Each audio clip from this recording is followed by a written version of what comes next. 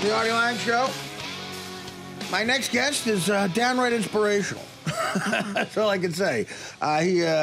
He used to play center for the Manhattan College men's basketball team. He's the subject of a great film called Long Shot, out now on DVD.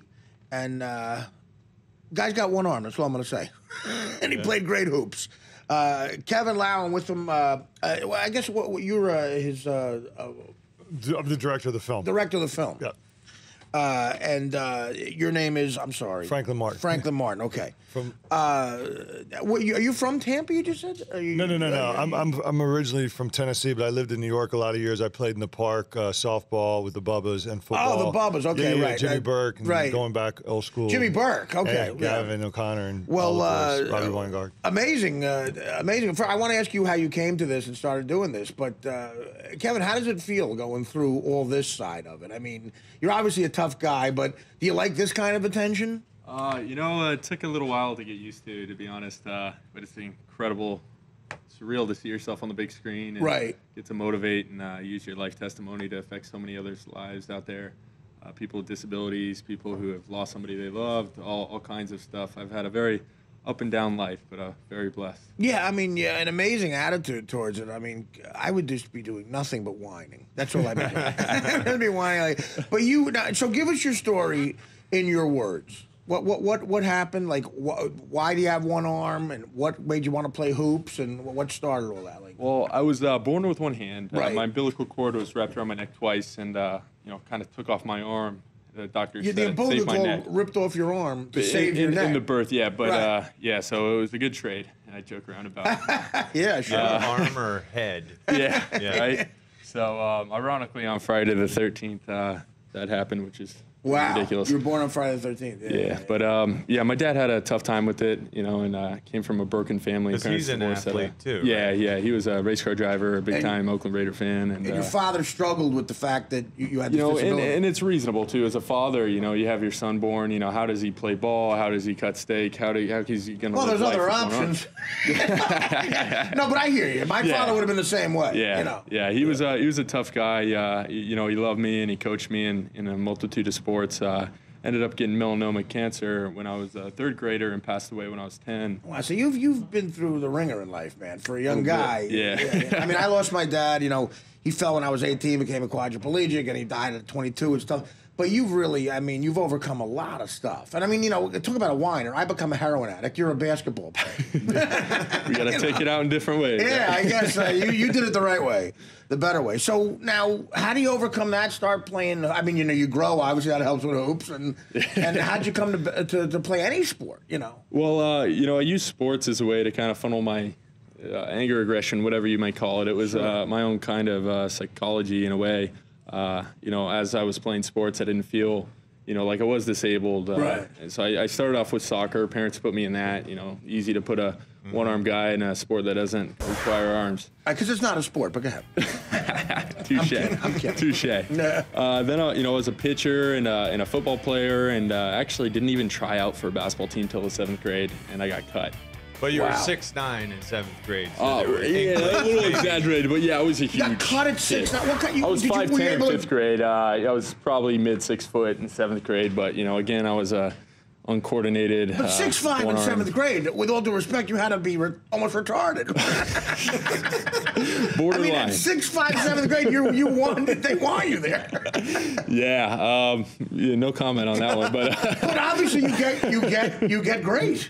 Yeah, what happened? They cut me. Said it was a 2-arm sport, and comes with the. Oh, that's fun. What an a-hole! Who says that to somebody? He's apologized on a multitude of occasions now. He's come back. I hope so. I'm an insensitive clod, but I would never. Look, it's a 2-arm sport, and there's an obvious problem here. Well, unfortunately, it wasn't the first time I heard it, and having red hair, a little stubborn, I didn't want to take no for an answer. A crosstown coach, took me onto his team. Good for you, man. Good. Yeah, That's man. Great. And he, 1 arm, 2 arms, whatever. We'll have use for you in some way. And so the crosstown coach.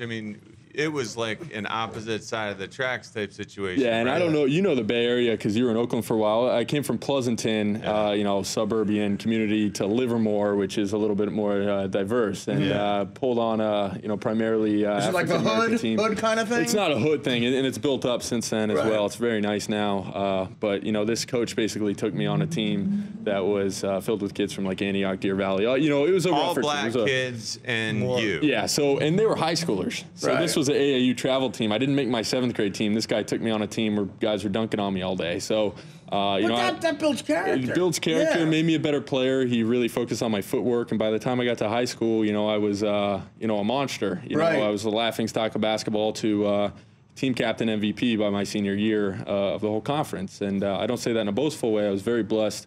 He took me under his wing. Well, you should say in a boastful way. He kind of created a Frankenstein because he was the opposing high school coach as well. Oh, God. So he coached. Now, think about this. Wow. He coached the kid and made him better from 8th grade on.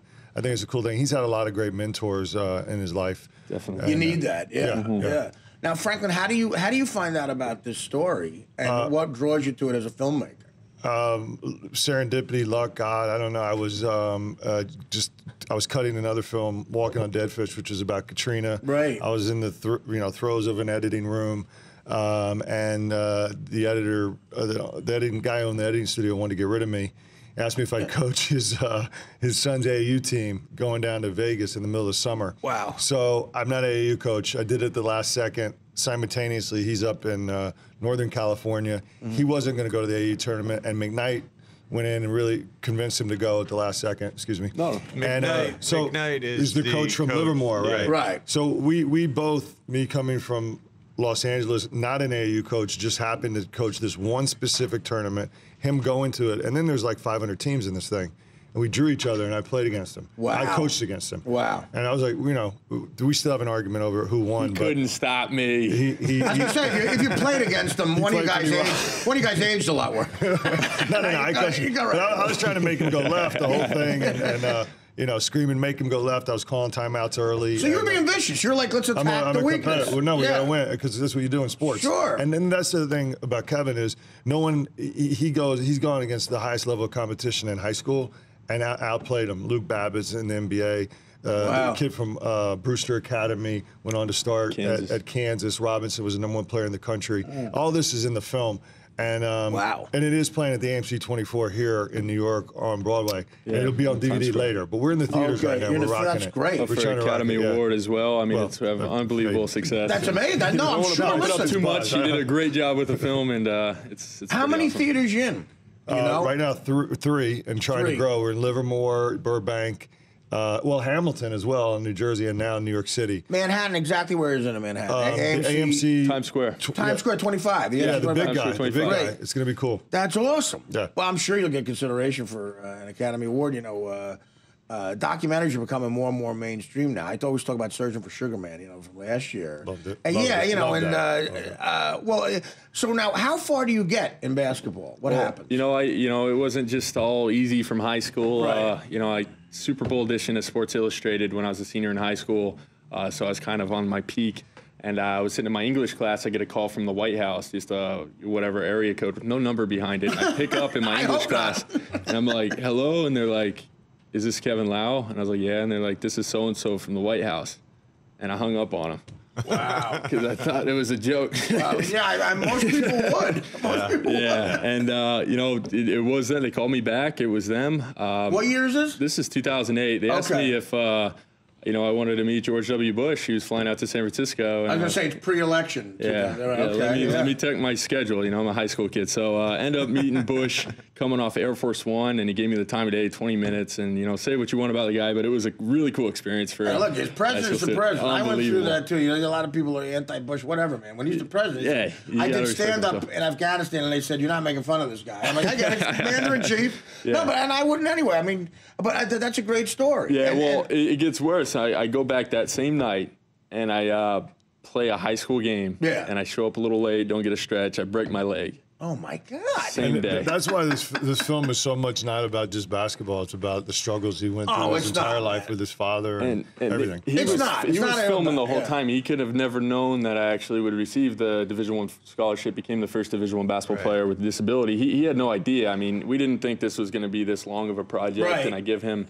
a ton of credit because he's in the trenches the whole time. So this is real time. It's more like a movie. How many years of filming went into this? I filmed for 3.5. You know, and then when he ends up, I don't want to give away the ending, but he does. No, don't. Because the Division I scholarship. But and then when he broke his leg, we had to start over essentially. So, it was every single obstacle he had, he just overcame it. And I think a lot of that's to do. His mother deserves so much credit because when his father died, you got to realize this is a single mom with 3 kids, and then her stepdad ends up being another mentor. And it's so much about mentors and how much they can mean to you. And so I think it's a much deeper than just basketball. It goes well beyond. Of course it is. You know, we got to take a break. We'll come back with you guys. But both of you guys, it's clear in this situation. I've got to be tough. And I respect that. You know, it's great. We're going to take a break, and we'll come back with more of this amazing story after these words. The Artie Lange Show. Weeknights on Audience. Only on DirecTV.